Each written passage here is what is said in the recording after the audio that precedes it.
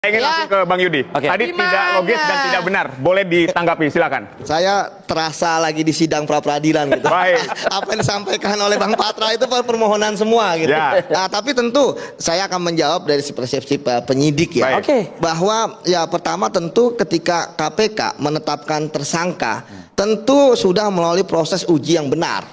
Mulai dari proses ada yang di Satgas Penyidikan. Kemudian maju ya ke Deputi Penindakan. Selanjutnya digelar di pimpinan KPK. Artinya akan diuji mana keterangan saksi. Assalamualaikum warahmatullahi wabarakatuh. Kali ini arogansi pengacara Hasto benar-benar mendapatkan lawan yang sangat-sangat setimpal atau bahkan mendapatkan pukulan telak. Karena ini pengacara Hasto yang semula sangat-sangat ngotot membela kliennya yang memang telah ditetapkan menjadi tersangka dan ditolak pra-peradilannya, kini benar-benar diskakmat oleh ex penyidik KPK yang berhasil serta berpengalaman menangani kasus-kasus seperti Hasto bahkan di atasnya. Bahkan ex penyidik KPK mengatakan bahwa kasus Hasto ini sebenarnya adalah kasus yang receh. Lantas kenapa yang bersangkutan tidak mau memenuhi panggilan KPK dan korporatif dari setiap ketentuan hukum yang ada? Karena beliau mengatakan bahwa KPK dalam menetapkan seseorang sebagai tersangka dilakukan terlebih dahulu penyidikan serta pengembangan penyidikan dan tentu saja mengumpulkan bukti-bukti yang ada. Kita selaraskan dengan kenyataan yang ada di lapangan. Hasto mulanya dipanggil sebagai saksi dari kasus Harun Masiku. Kemudian adalah pengembangan penyidikan dan hasilnya Hasto ditetapkan menjadi tersangka. Dan kali ini benar-benar terpatahkan narasi-narasi sesat yang mengatakan bahwa penetapan tersangka Hasto adalah pesanan politik. Semuanya benar-benar diskakmat habis dan telak serta tidak. Kenapa kok Anda melihat Pak Hasto sampai saat ini belum ditahan setelah diperiksa? Kalau penahanan itu nggak wajib. Dijadikan tersangka tuh. Penahanan itu nggak wajib. Mana ada wajibnya? Nggak ada wajib itu. Baik. Ya, tapi yang saya mau bilang di sini nih bagus nih. Apa yang terjadi pada kasus Pak Hasto, ya, penetapannya pertama tidak logis, yang kedua tidak benar, dan yang ketiga tidak populer. Tidak logis. Saya kasih contoh, ya. Coba tunjukkan satu putusan atau satu presiden di mana orang disangkakan melakukan tindak pidana secara bersamaan dia disangkakan menghalang-halangi ya penyidikan terhadap dirinya sendiri. Coba di kasus yang mana? Ya menurut saya tidak jadi masalah. Ya, di kasus yang mana nggak ada. Loh, ya makanya tidak logis. bukan masalah tidak ada. Ketika seseorang disangkakan pasal 55 ayat 1 angka ke-1 KUHP telah melakukan pidana perbuatan ya disangka, maka secara bersamaan dia tidak bisa disangkakan menghalang-halangi terhadap perkaranya sendiri. Itu yang disebut tidak logis, tidak benar. Saya kasih contoh yang paling gampang. Ini KPU pejabat, ya. Namanya WS. Sudah? Oke. Sebut aja namanya, Bang. Ya. Orang Lalu ada satu sangkaan dimulai dari proses penyelidikan. Sudah? Maka penyelidikan ini dinaikkan ke dalam tahap penyidikan. Penyelidikan selesai, benar ada peristiwa, maka penyidikan menemukan orang-orang siapa. Tadi yang ngomong bilang Bank Senturi, BLBI itu kurang baca buku itu. Kita bicara satu perkara terhadap sebuah peristiwa pidana. Sudah? Satu lagi. Ya. Tidak logis, tidak benar. Ini nih yang saya bilang tidak benar. Kenapa? Ketika penyidikan, ya ada seorang tersangka yang belum ditangkap. Namanya Harun Masiku. Maka dalam hukum diberi dua opsi. Ya, apakah penyidikan yang tahun 2020 itu sudah lengkap? Menurut KPK pada saat itu sudah lengkap, Pak. Ya, Nah, oleh karena itu dengan percaya diri diajukanlah ke Pengadilan Tipikor pada Pengadilan Negeri Jakarta Pusat. Ya. Nah, apa tidak benarnya? Saya tanya kepada ibu bapak, kalau bapak ibu sarjana hukum, bapak ibu mengerti hukum, mana yang bapak ibu percaya? Fakta yuridis atau cerita karangan penyidik? Baik. Ya. Baik. Dua itu dulu ya. Tahan Ya. dulu Bang, tahan dulu sebentar. Nanti dulu, ini Sebentar. ada tiga. Satu lagi Sekarang boleh. saya tanya Boleh. dulu, Ah. ya, saya tanya dulu ini. Kalau bapak ibu mengerti hukum, mana yang bapak ibu percaya? Fakta yuridis atau cerita karangan penyidik? Pasti yang mengerti akan bilang, kami harus lihat fakta yuridis. Baik. Nah, kita masuk ke fakta yuridis sekarang.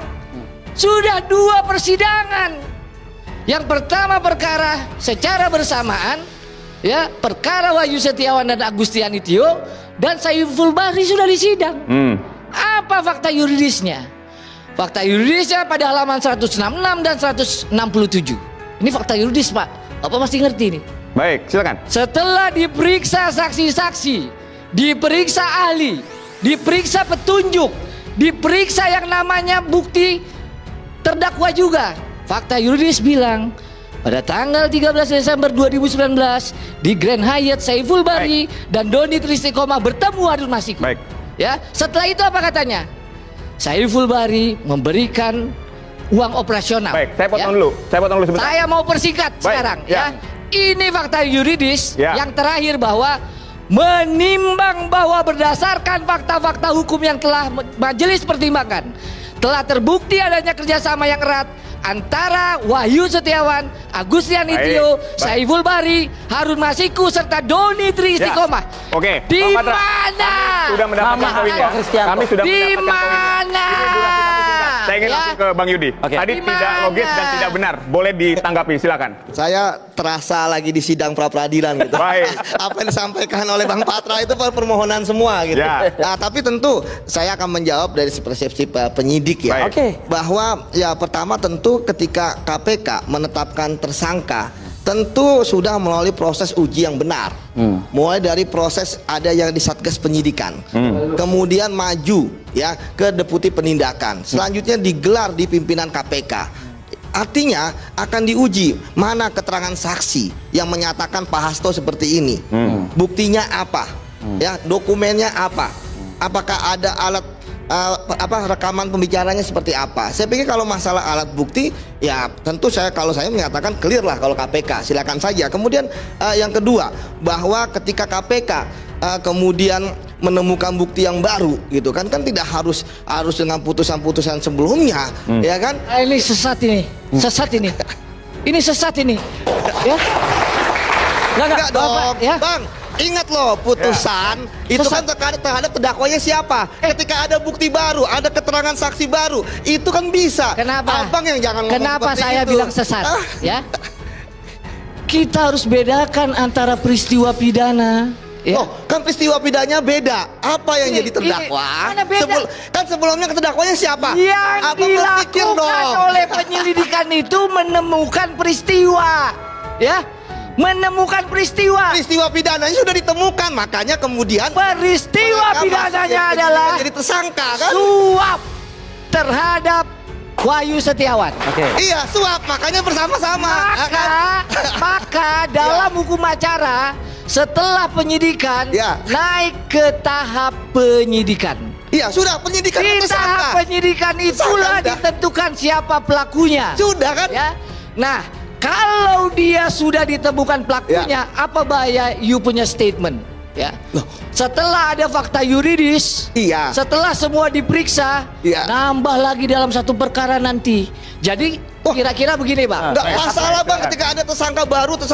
Saya pernah satu kasus 38. Sekarang saya tanya. 38 tersangka, Bang. 38 Sekarang sprindik. saya tanya, ya, Iya. peristiwanya apa coba? Kita uji nih. Apa? Jangan pernah saya apa coba? Peristiwa apa? 38 tersangka. Contoh. 11 orang. Contoh. DPRD Sumut, satu perkara Iya. penerima suap. Ya kan banyak tersangkanya. Sprindiknya berapa? 38. Karena peristiwanya langsung. Mengerti kamu? Kalau dia Bang, dalam peristiwa jangan bicara langsung, enggak berbeda-beda. Ada 8 dulu, ada 7 dulu. Itu yang saya bilang. Ada perkembangan, Bang. Bang, itu yang saya barang bilang bukti ya. itu pasti akan terus berkembang. Nggak mungkin kita mati gitu kan?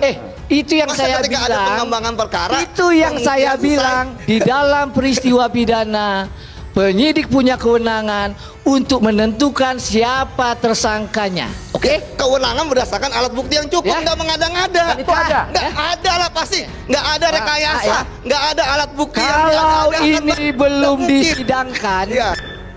Ya. kalau ini belum disidangkan Ya. 2 perkara, ya, saya bisa terima.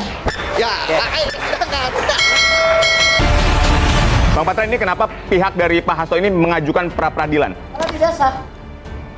Penetapan tersangka kan nggak sah. Saya ada cerita menarik, Pak. Mic-nya silakan, Bang. Oh ya. Sampai lupa. Saya ada cerita menarik, Pak, ya. Penyidik katanya sudah senior, udah banyak pengalamannya. Saya tanya, Pak, pasal 5 undang-undang KPK itu asasnya apa sih? Nggak hafal, mungkin beliau ini juga nggak hafal 6 asas KPK ini. Apa, Pak? Dia kok ketawa? Apa? Anda jangan uji, udah silakan jawab. Ya, itu yang saya bilang. Saya nggak mau diuji, silakan Anda jawab. Itu yang saya bilang. Kadang penyidik ini dia lupa asas yang harus dia lakukan. Makanya karena lupa nggak populer perkaranya. Sekarang ini, saya mau bilang kepastian hukum. Mana kepastian hukumnya? Ya, orang sudah inkrah, dicari lagi siapa lagi nih? Yang kedua, keterbukaan. Transparan nggak nih barang? Ya. Sampai sekarang hari ini nggak ada alasan tuh penyidik bilang kenapa belum ditangkap Harun Masiku. Udah 5 tahun, Pak. Makanya saya sering bilang tuh kalau belum ketangkap ada 2 cuman nggak ditangkap atau memang sengaja nggak ditangkap. Nggak ada keterbukaannya. Akuntabilitas nggak begini. Kusnadi nggak dipanggil sebagai saksi, nggak ada apa-apa. Dibilang pakai masker, dipanggil bapak. Saya namanya kalau bapak bos dipanggil bapak jalan, Pak. Iya kan?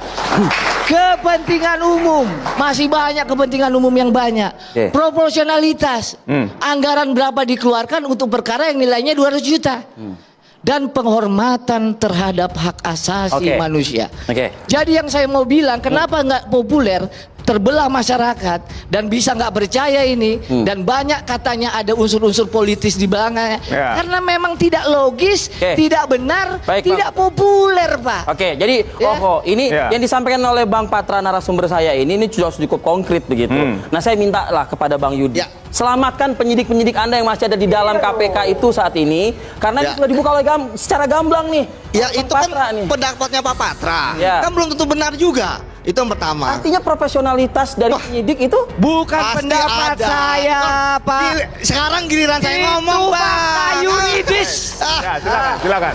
Fakta yuridis, ulang terus. Fakta yuridis di persidangan tidak ada saksi-saksi, alat bukti 184 KUHP dan juga keterangan maupun petunjuk yang menyatakan Pak Hasto terlibat, bukan Patra. Baik. Ada terjebak di masa lalu, sekarang udah ada bukti baru. Bukti Jangan baru terjebak dari di masa mana? lalu, romantisme masa lalu gitu. Apa kan. yang Itu dimaksud bukti pertama. baru? Kemudian Apa yang dimaksud bukti baru? sekarang giliran apa nih? Bukti baru adalah satu novum, Patra, satu Patra, bentuk di mana Ini pada kesempatan saat untuk Bang itu Yudi. tidak Baik. ya silakan. tidak Jadi ada penyidik yang ya bisa ketika dia sudah mengajukannya. menetapkan Pak Hasto sebagai tersangka, ya tentu dia sudah mempunyai alat bukti, itu yang pertama. Ya, kemudian yang kedua, bahwa penyidik saya lihat kan juga sudah profesional lah, ya kan, dalam melaksanakan tugasnya. Ketika mau diuji di pra-peradilan, ya saya pikir silakan. Ya, kemudian tuduhan-tuduhan, saya malah lebih suka yang seperti sekarang, pra-peradilan gitu ya. Kenapa? Karena tuduhan-tuduhan kan nggak terbukti. Ya, akhirnya sekarang bermain di ranah hukum. Tuduhan yang mana ya yang kan? saya bilang tuduhan? Loh, enggak kan tuduhan-tuduhan politis, tuduhan-tuduhan dan sebagainya kan nggak terbukti. Bukan saya tadi ya. Ya enggak lah, ya kan nggak terbukti. Nah, sekarang kan bermain di ranah pra-peradilan. Di situ kan nanti akan diuji apakah penetapan tersangka dari penyidik KPK itu benar atau tidak. Saya pikir pemohon punya berbagai macam argumentasi yang dibungkus sedemikian rupa. Tapi kan KPK juga punya hak untuk menjawab permohonannya. Baik, Bang Yudi. Tapi kan yang menarik dari tadi Bang Patra ini selalu ngomong tentang fakta yuridis atau ini percaya dengan karangan penyidik KPK. Nah, Anda bolehlah silakan menjelaskan. Ya, saya nggak percaya lah penyidik itu mengarang gitu kan. Penyidik pasti punya dasarnya. Ya, penyidik punya buktinya, punya dokumennya. Kenapa saya bilang, Pak? Taduh, Ya, taduh. kenapa Bahkan saya bilang?